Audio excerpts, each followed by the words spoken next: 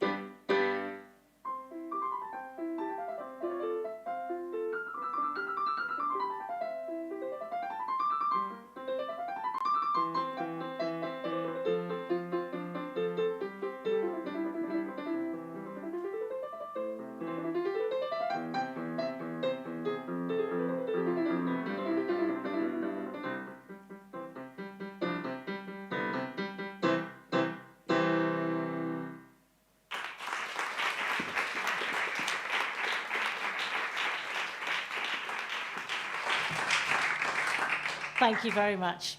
Now we're going to move from the classical era back in time to the Baroque era, to Venice, and to the composer Vivaldi, who you will probably know best as the composer of the Four Seasons. But he was also known as the Red Priest. In fact, he was multi-talented, and he was always doing lots of other things, because he was also a virtuoso violinist, a teacher, and a composer. And he wrote lots and lots of sacred music, including a setting of the Gloria. Now, this evening, we're going to hear the Domine Deus from that Gloria, and what she's well known to the Barn Theatre, but this evening she is singing in a different style and in Latin. Please welcome to the stage Mrs. Jane Gautry.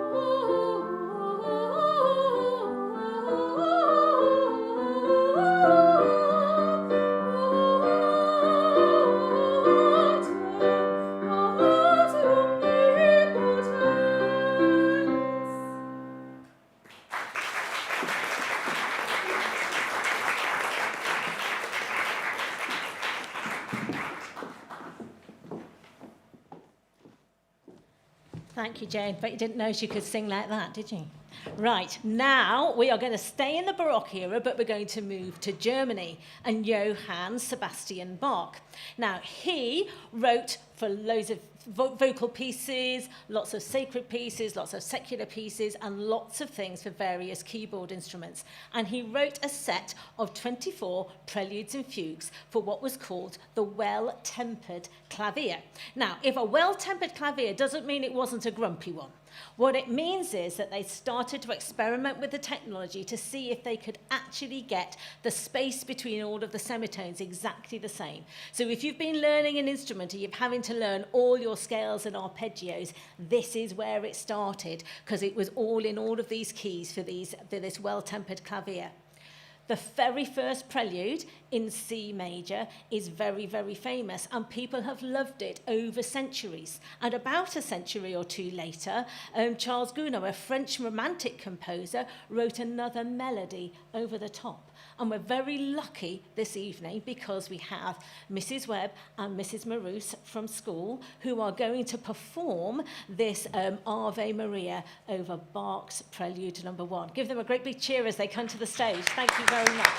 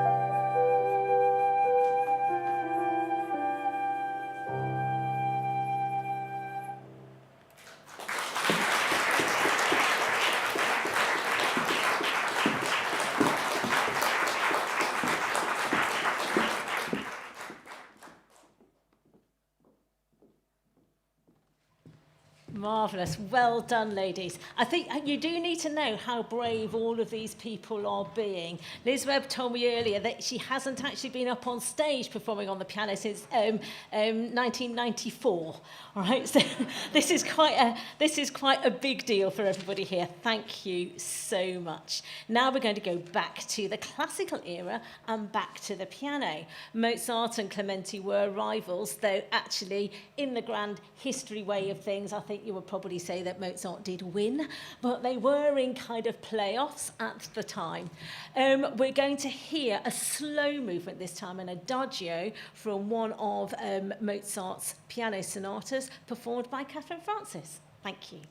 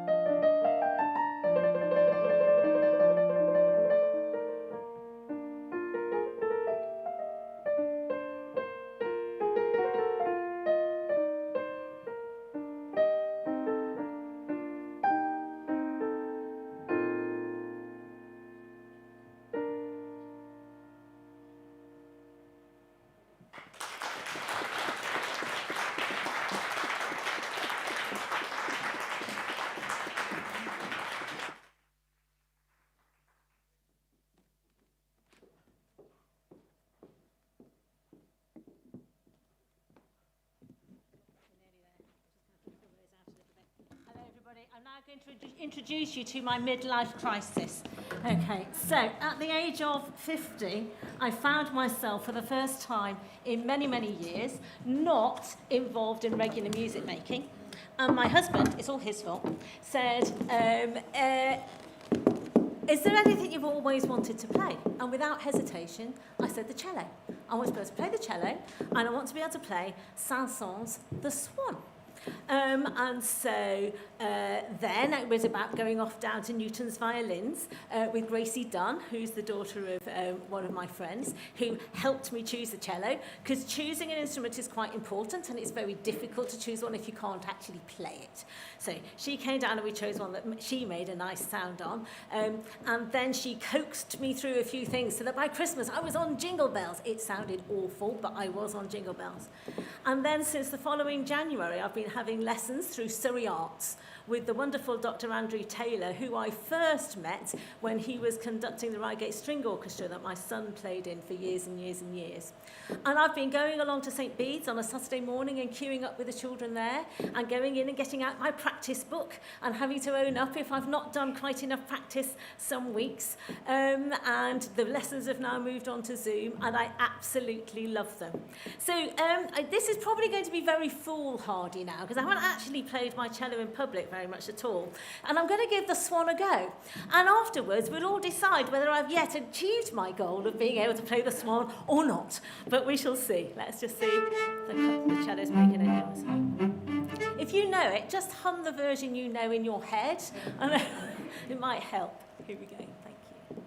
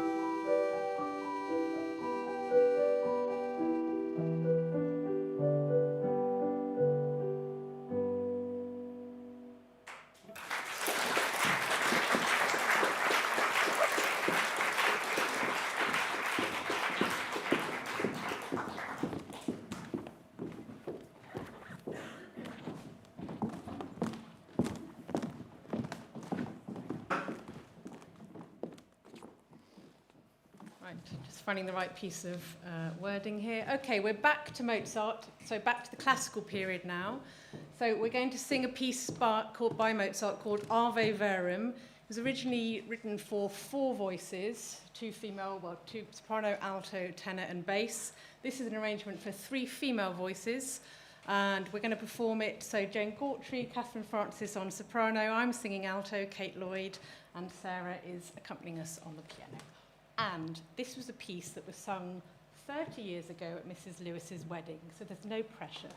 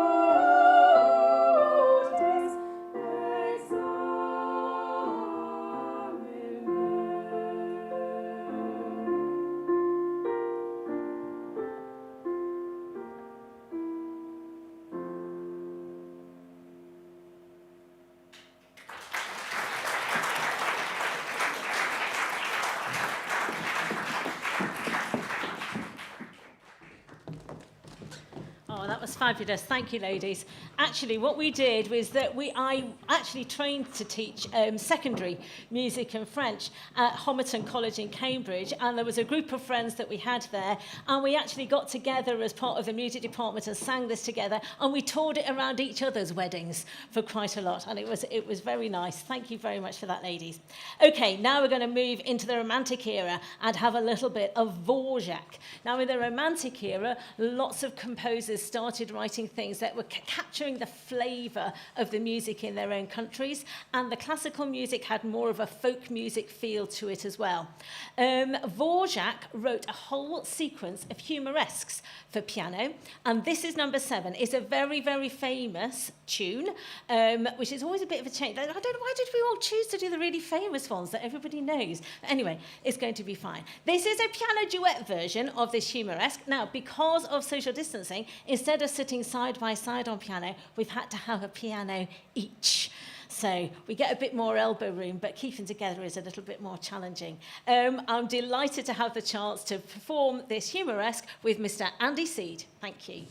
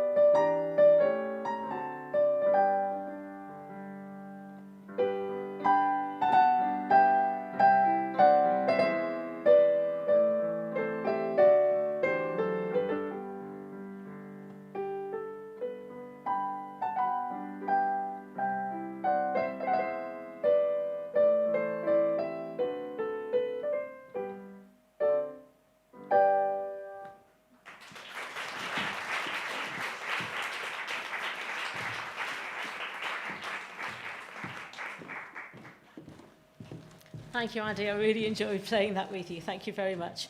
Okay, so now another composer, Edward Elgar, our great British composer. Now we're coming up to Remembrance Day, and you might hear his Nimrod variation from the Enigma Variations. If you listen to the last night of the Proms, you might have heard his Pomp and Circumstance. But tonight, it's Salut d'amour. It was an engagement present for his wife Caroline, and it was originally for violin, and I've got very fond memories of playing it with my son Chris. Today it's going to be performed on flute by Francine Engelbertink, who played it as a surprise item at her own wedding 20 years ago. Let's welcome Francine to the stage. Thank you.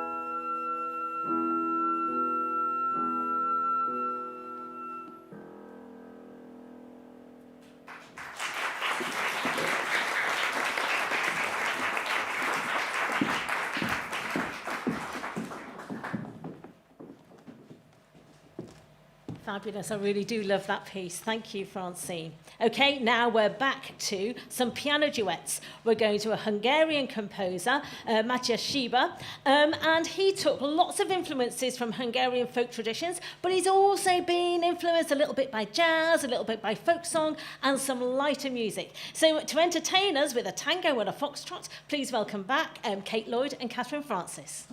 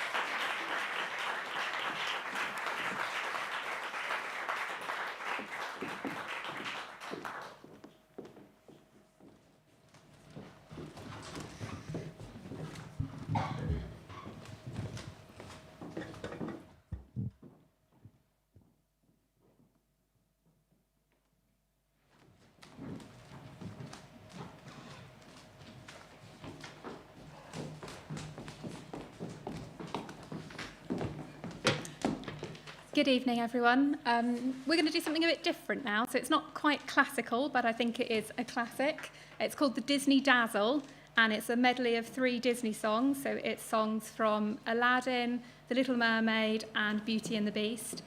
We're 3 parents at the school. We've got children in angelfish, dolphins, and whales. We don't normally perform, so if there's any funny noise, it's probably my teeth chattering where I'm so nervous. So please excuse us, but I hope you enjoy it.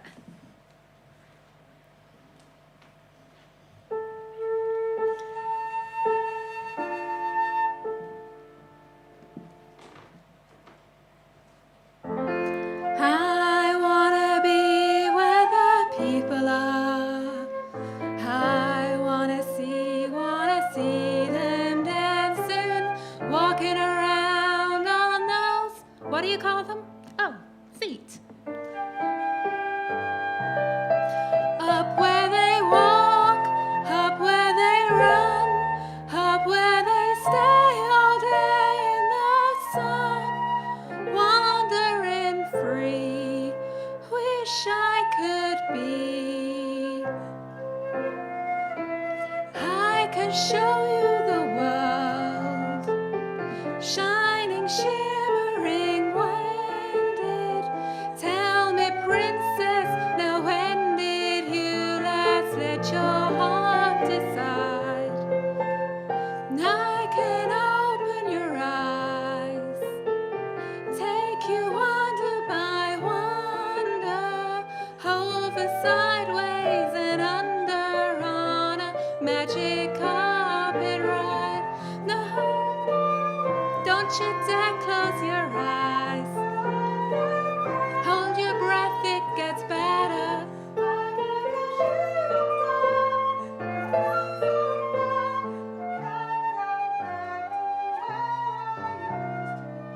Every turn a surprise, every moment red letter. No, chase them anywhere. There's time to spare, and let me share this whole new world with you.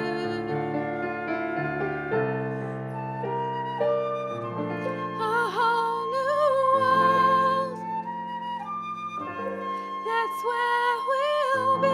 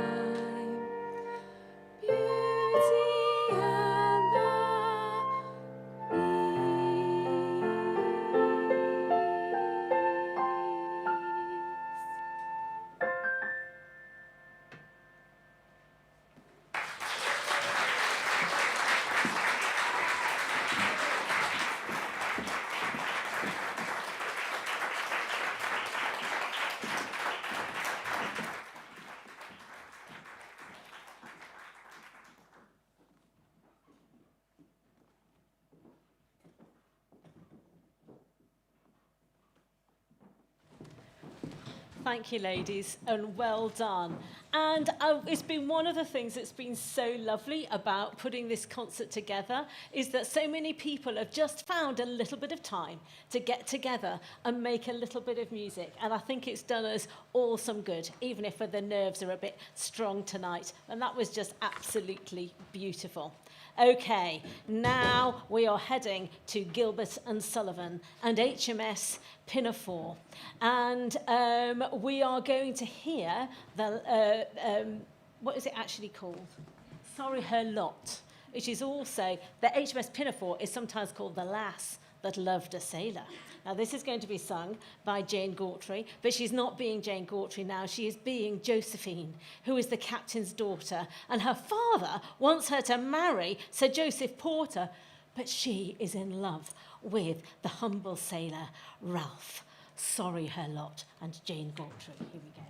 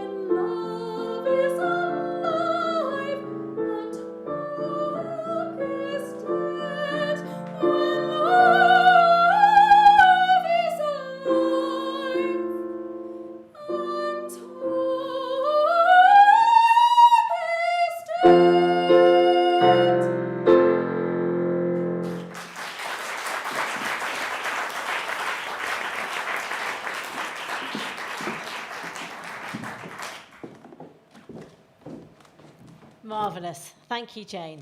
Now we're going back to the piano, but into the Romantic era, and with Frédéric Chopin, who is a fabulous virtuoso pianist and has written some of the most fabulous repertoire. We're very lucky tonight because tonight we're going to hear his Grande Valse Brillante, which has been described as technically demanding and expanding the limits of the instrument. And to play it for us this evening, it's Andy Seed. Give him a great round of applause.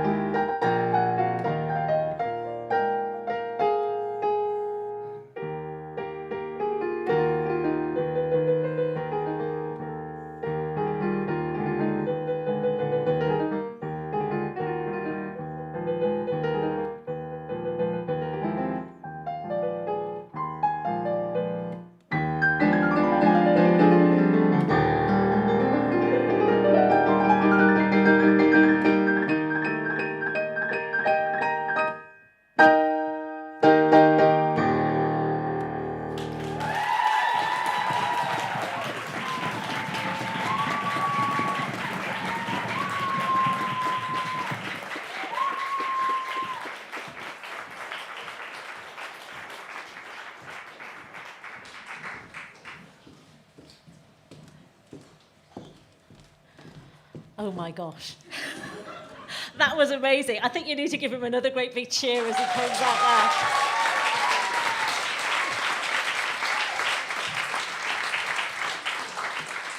Okay, so the next piece will be the final piece in our programme. And I was supposed to start saying to you now, all the facts are in the programme. Unfortunately, all the programmes are in the folder that I left back in the dressing room, and you didn't even get one.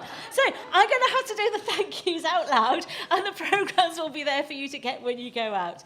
Lots of people have supported us through this campaign. I know we've got here in the audience, we've got Rebecca Farrell, who's the chair of our PTA, who not only has done all of the Chromathon, and she's done the Nights of the Theatre hampers. It's just made such a fabulous difference to this campaign. Can we give Rebecca a great big clap and thank you. Thank you, Rebecca.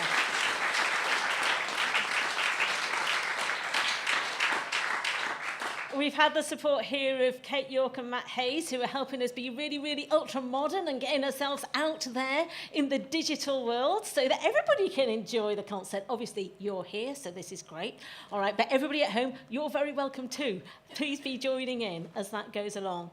The Barn team have really, really looked after us here, and I'm really grateful for them. So can you please put your hands together for all of the production here, team at the Barn. Thank you.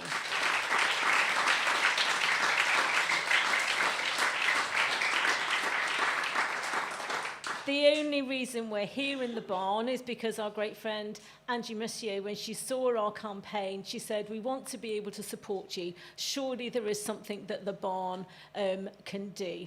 And they've offered us free use of the theatre here. All of the team have come in.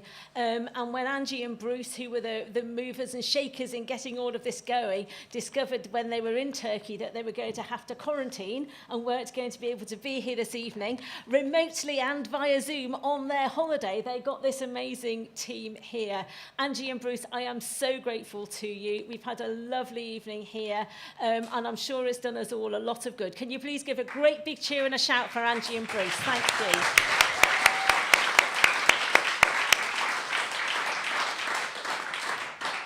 I want to really, really thank my fellow performers. And I know you will thank them again at the end. And all my staff who've encouraged me in this really quite mad endeavour when we've got one or two other things on. Because I think that they know in times like these, we need to take the time to nourish our souls.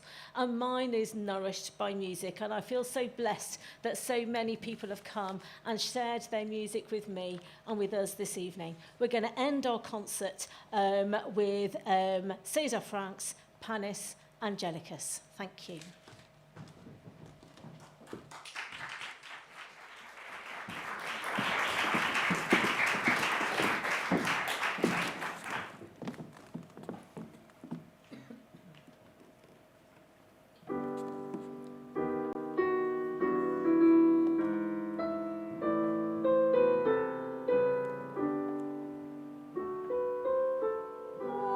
Panis Angelicus.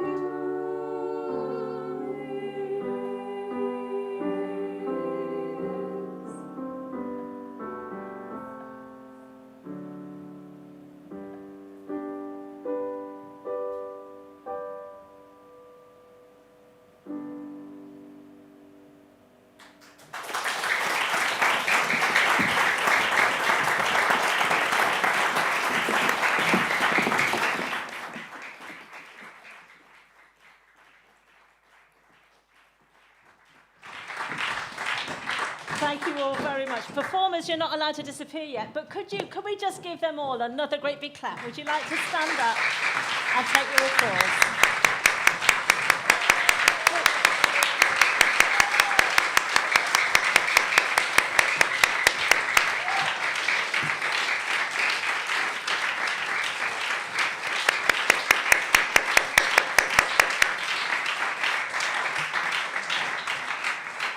Great job. Thank you, everybody. Have a safe journey home. Thank you.